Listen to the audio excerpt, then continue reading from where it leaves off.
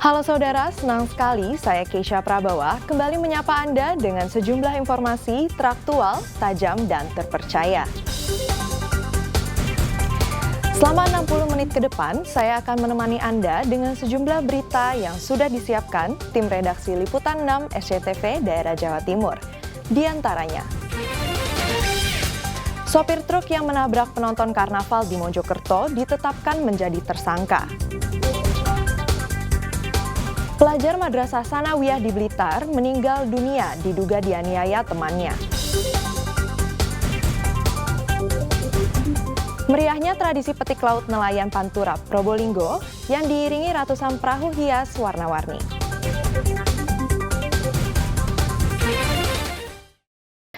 Saudara Satlantas Polres Mojokerto menetapkan sopir truk tangki air sebagai tersangka karena lalai hingga menyebabkan kecelakaan yang menewaskan 2 penonton karnaval dan menyebabkan belasan orang lainnya terluka.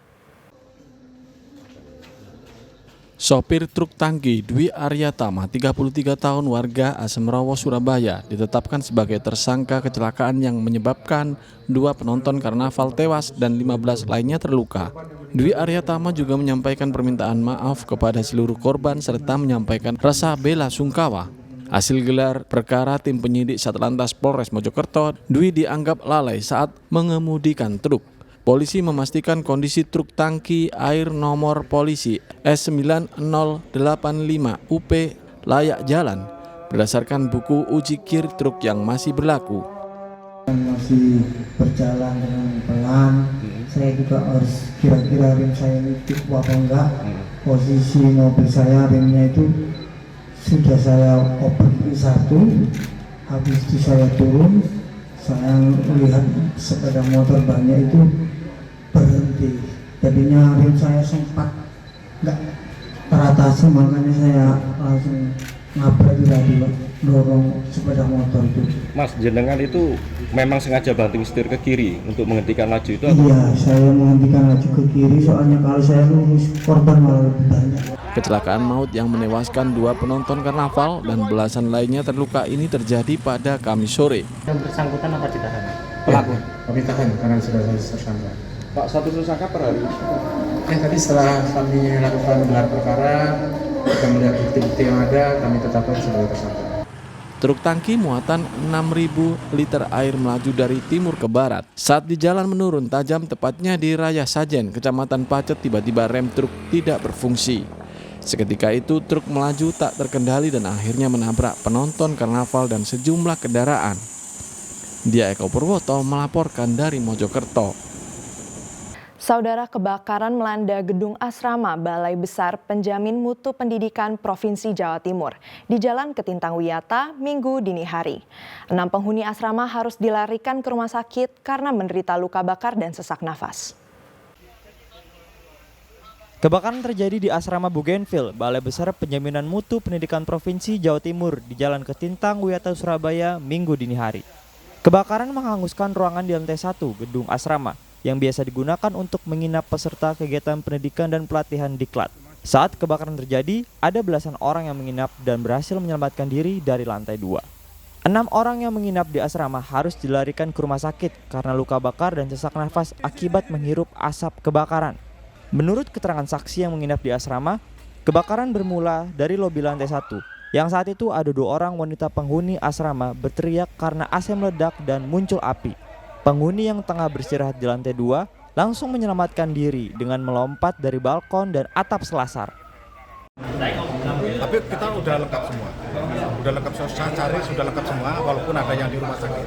Tapi aslinya udah ketemu lah, ya. Yang di PKN di lantai 3 pun sudah ketemu semua teman-teman saya, sudah ketemu semua, udah aman, ya udah aman. Cuma yang di rumah sakit nih, yang parah hanya 2, Mas Furkon sama Rudi. Gimana Pak? Ya sempat semaput aja, nggak sadarkan dia. Pak, ini tadi asal apinya dari mana Pak? Apinya dari bawah, lobi bawah. Iya, lobi bawah. Ternyata katanya AC-nya meledak. AC-nya lobi bawah. Jadi yang kebakaran pada malam hari ini adalah balai diklat milik provinsi ya, di asrama Bougainville. Ini gedung ini 3 lantai, kebakaran ada di lantai 1 di bawah sendiri. Tapi pas gedung itu pas ada kegiatan sehingga ada penghuninya di asrama Bougainville ini, sehingga tadi ada beberapa kebakarannya sudah bisa dipadamkan, tapi ada beberapa korban yang akhirnya harus dilarikan ke rumah sakit. Dari penyebab sendiri sampai saat ini sudah diketahui? Kenapa? Untuk penyebab sendiri? Penyebab dugaan konsleting karena ini ruangan kantor ya. Jadi tidak ada kompor, tidak ada apa, tidak ada. Dugaan awal nanti biar tim Inavis yang menentukan, tapi dugaan kami dari konsleting. Kebakaran asrama Balai Besar Penjaminan Mutu Pendidikan Provinsi Jawa Timur diduga akibat korsleting listrik. Api berhasil dipadamkan 30 menit kemudian. Setelah 14 unit mobil pemadam kebakaran dikerahkan ke lokasi. Tak ada korban jiwa dalam musibah kebakaran ini.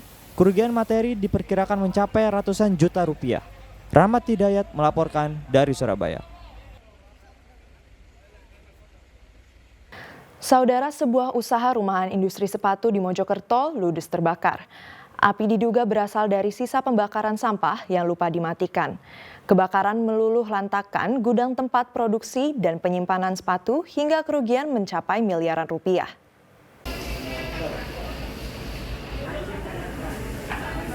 Kebakaran hebat menghanguskan industri rumahan sepatu di Jalan Raya Mojosari Pacet, Desa Jatilangkung, Kecamatan Pungging, Kabupaten Mojokerto. Cuaca panas disertai hembusan angin kencang menyebabkan kobaran api cepat membakar habis gudang tempat produksi dan penyimpanan sepatu. Saksi mata mengatakan api pertama kali muncul di sisi barat gudang. Api terus membesar karena gudang penuh bahan pembuatan sepatu seperti karet dan lem. Kebakaran membuat panik warga karena khawatir api menjalar ke permukiman.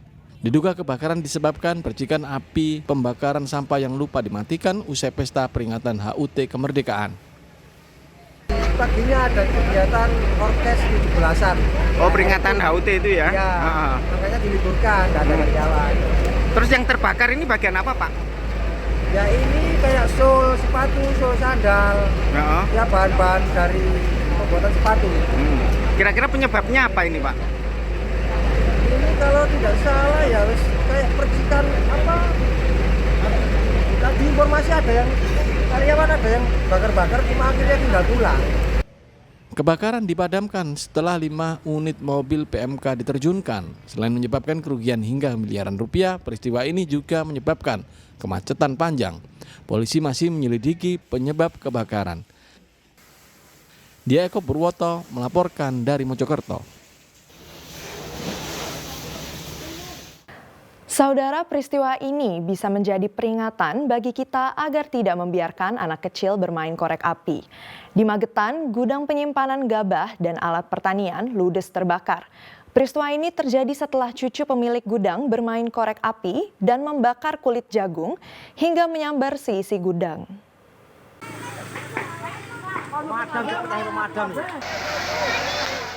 Kebakaran ini terjadi di Desa Kuon Harjo, Kecamatan Takran, Kabupaten Magetan. Gudang penyimpanan alat pertanian dan gabah milik Sarmini, 60 tahun, ludes dilalap si jago merah. Teriknya matahari dan kencangnya hembusan angin membuat api dalam hitungan menit menghanguskan gudang. Warga menyiramkan air dan merobohkan gudang untuk mencegah api membakar rumah Sarmin yang berada di sebelahnya.